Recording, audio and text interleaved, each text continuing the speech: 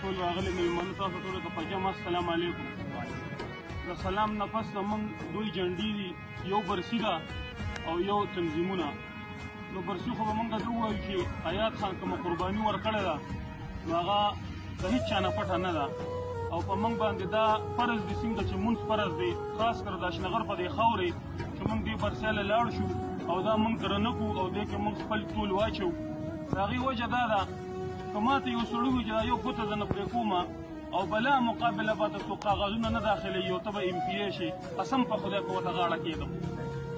هغه د ځوانۍ د ګل په شان ځواني کې لندن امریکې کې به اوسېده، الله وله هر څه ورکړو، نواب ابن نواب او راغه زموږ دپاره شهید شو. انشاءالله دا به درنو او زه به ښه په جمع به ځو. دا زموږ دا درېیم کال دی چې زه په خپل سر دا تورمځی ناوې کوم، دا روډ دا هر څه کومه.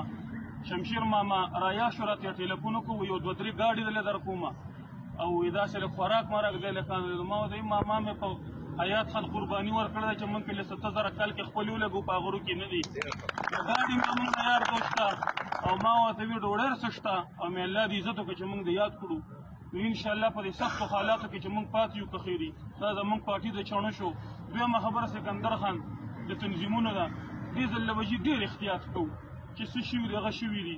ډېر خلک دي کوم چې په چترۍ راځي د هغې به مخنیوي کوو، د لو لیول نه به راځي، د یونین کونسل نه به ځي، بیا به هغه حلقې ته ځي، بیا به ضلعي ته ځي. نو په دې طریقه باندې چې ورکر جوړ شي نو هغه چېرته کې هم نه ځي. په چترۍ خلک چې موږ له راشي دا د امپیاګان شو، 2 سنټران د دې ظالمانو د لاسه زموږ اونو شو. د دې خلکو 20 کسه د پاشي چې زموږ نیچي د هغې څه حیثیت دي چې زموږ په ښه نه راځي، زموږ نه مني.